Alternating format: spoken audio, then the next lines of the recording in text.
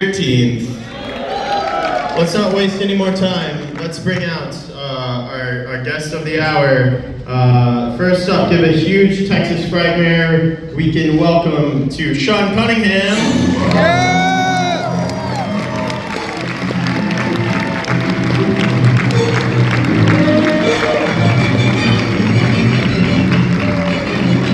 Keeping on for Mr. Tom Savini.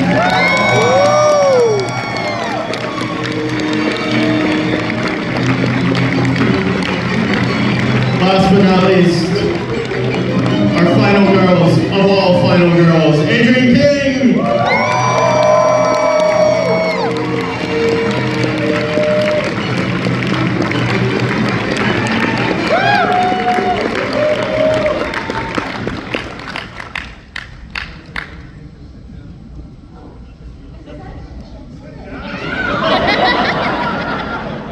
It's off the rails already.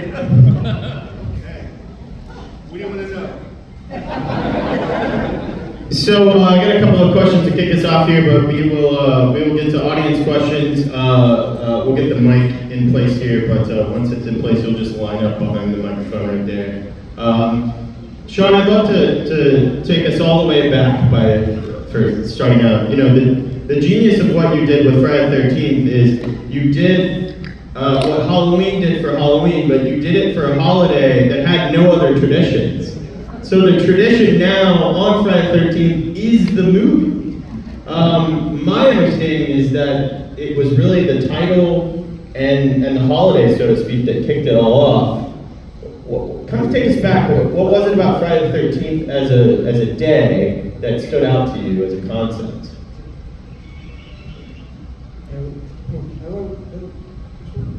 Here, we can swap with this one. There you go.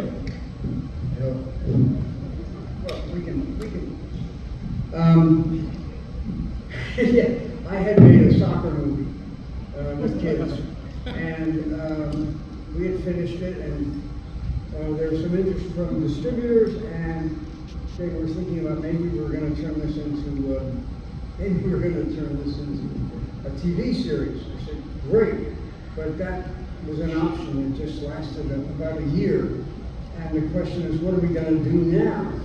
Now, when you have movies, sometimes you start to think maybe the problem is the title. So often you take out a yellow pad, start off the top of your head making names of movies. You know, I've got all these little kids' soccer names and stuff. And in the middle of it, just a strange thought came to me, Friday the 13th. Man, if I had Friday the 13th, I could sell that. Right? I don't know how to sell my kids' movies.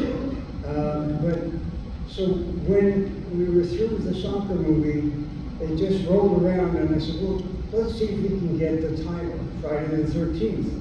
And it was just a shot in the dark, but you know, we just said, we're going to make this movie, and nobody said you can't, so we just went ahead and made it. Yeah. And what I realized since then is that, you know, Friday the 13th as a title has sort of emotional real estate in almost everybody's mind. I mean, this is around the world. And sometimes it's Saturday the 14th, you know, or Tuesday. But there's one holiday that works the same way Friday the 13th does, and it's a signal for a scary time.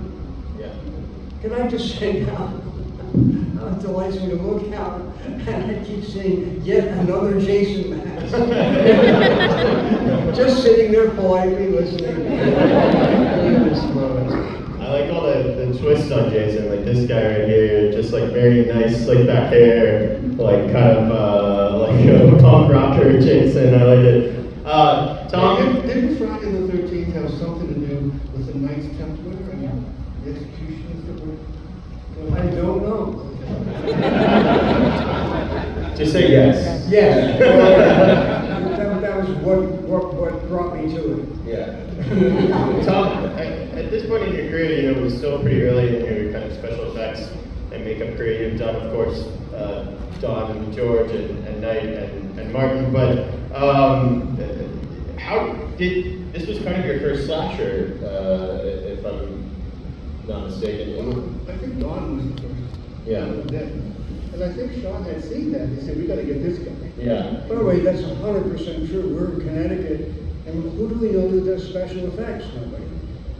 Well, there's this guy, gotta be this guy in Pittsburgh. Somebody did special effects for Romero's picture. We found Tom, and Tom came up, I guess it was in probably August, something like that. Yeah, I remember. And he just came to dinner and never left.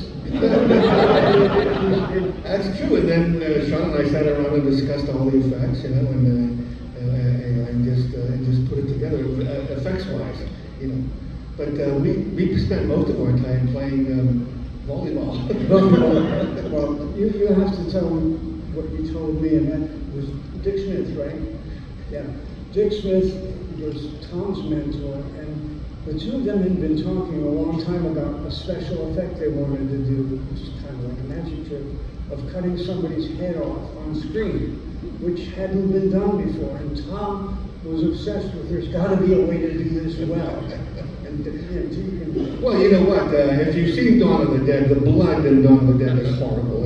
It looked like melted crayons and strawberry Kool-Aid. We did not have a good blood formula. So on the way to see you about Friday the 13th, we went to Dick Smith's house.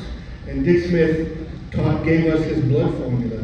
If you don't know who Dick Smith is, he created the makeup in The Godfather, The Exorcist. He's the god of makeup.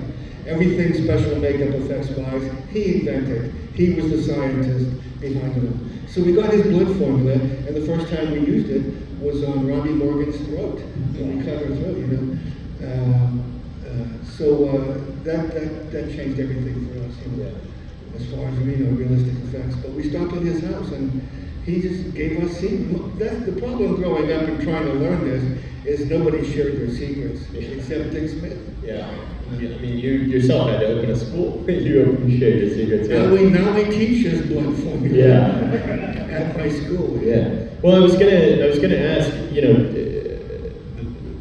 Effects for zombies are a little maybe more fantastical compared to doing a slasher, where you're approaching this as this could really happen. People could really be murdered in this way. Did that change the approach, or? No. My approach was, these are magic tricks. A magician is able to fool you with mechanical devices and misdirection and things that you're not aware of. Yeah.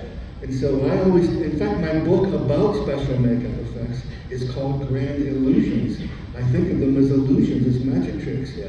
Because the magician makes you believe that what you're seeing is really happening, and we're doing the same exact thing. Making you believe that Kevin Bacon is lying in a bunk bed and an arrow comes out of his neck. Yeah.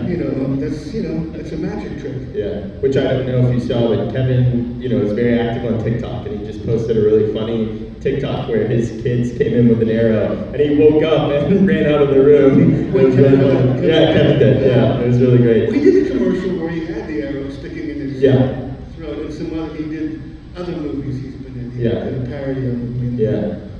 Adrian, I wanted to ask, just in the same way that this was the early days of the slasher genre, the concept of a final girl hadn't really even quite been defined yet, and the rules were Was Jamie Lee Curtis a final girl?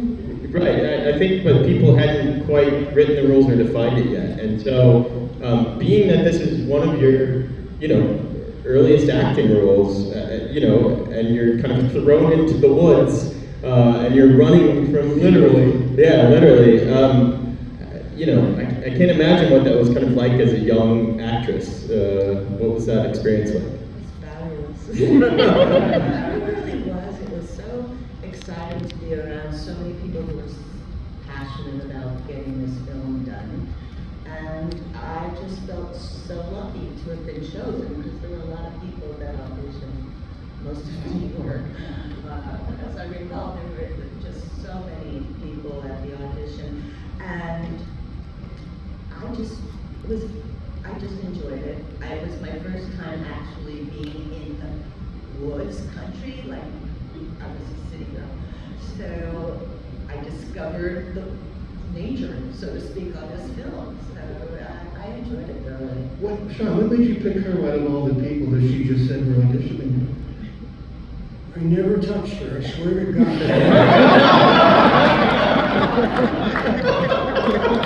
That's the greatest answer ever. You could have said I slept with him, and then he would have been fine with that. It works. Either way is fine with me.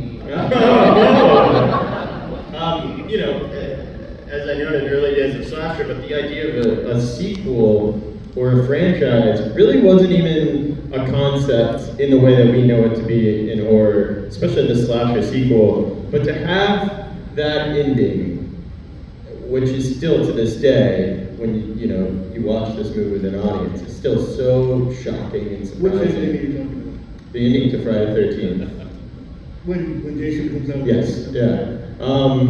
Sean, for you, was there any idea, did you approach this as very self-contained, or given the Jason character and Mrs. Voorhees character, did you kind of have a concept of like, oh, we could tell kind of continued stories out of this? Or was it just kind of a surprise ending? Just ask yourself that question again. I mean, the guy's been living at the bottom of the lake for the last 15 years, and we're gonna pick up where We made it a dream. Yeah, I know, that's what, Yeah, I had just seen Carrie, and at the end of Carrie, the music swells, like the credits are going to roll any second, and the hand comes out of the grave. Yeah. So I talked to Sean about that, and we were trying to do that with Jason, and he said, well, when he's killed, he said, yeah, but make it a dream, because people buy it. Wasn't there a TV series where the whole year was in Dallas or JR? He comes out of the shower, the whole previous season was a dream, and you bought that, okay? That was the same year we were making the film. There you go. So anyway, Carrie influenced me talking to Sean about having Jason pop up again.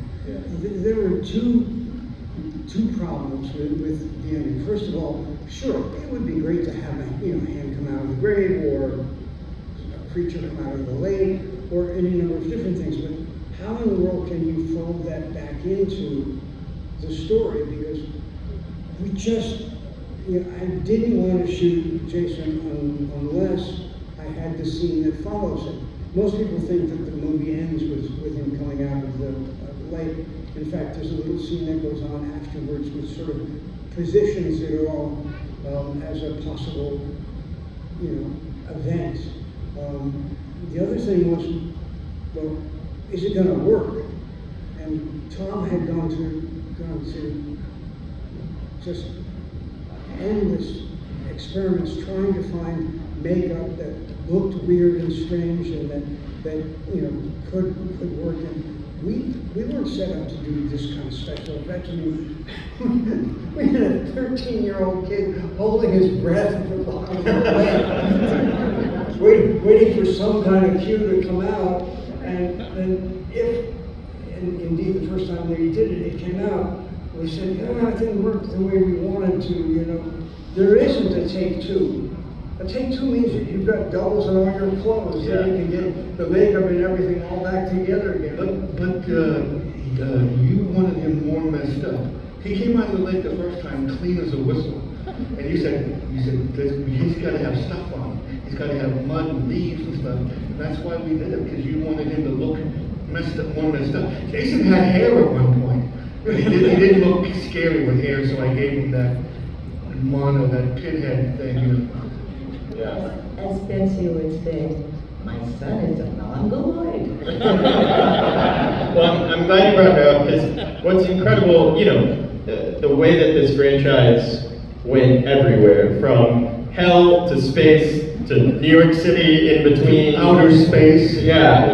When you really strip all that away and go back to that first film, which is very simple and effective and understated, I think that the first movie has a lot more to do with something like Psycho than it does, movies in the slasher genre. And to have Mrs. Voorhees, a female killer, it was so kind of avant-garde and unexpected for the time period and still today. What were kind of your influences beyond? Because I know that the story goes that you saw Halloween and you were influenced by Halloween, but it feels a lot more kind of Hitchcockian to me.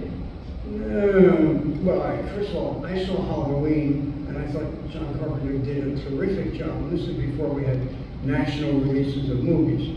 But I thought he did a terrific job, and what stuck with me is that this low-budget filmmaker had made this low-budget movie in a very small contained space with unknown actors, and he just did a really good job of it. And I said, it's possible to make a bare bones story like that, not to imitate Halloween, but to structure a really almost an anti-Hollywood thing for relatively small amount of money, because Hollywood movies cost a lot more than we had to spend. But I think that the reference, if there was any, is that there are 10 people in a situation, and one of them gets killed, and then another gets killed, and it's sort of the 10 little Indians thing. Yeah. And the audience gets caught up with who's going to be next and who's doing it. Yeah. And we weren't smart enough to have a really great sort of Agatha Christie ending. Betsy Palmer came in. Betsy Palmer, by the way, she was like a morning host in everybody's living room across the country. So if anybody recognized her, oh, it's Betsy. And then we turned around and she said, no, she's going to kill everybody. But it was set up that way. The subsequent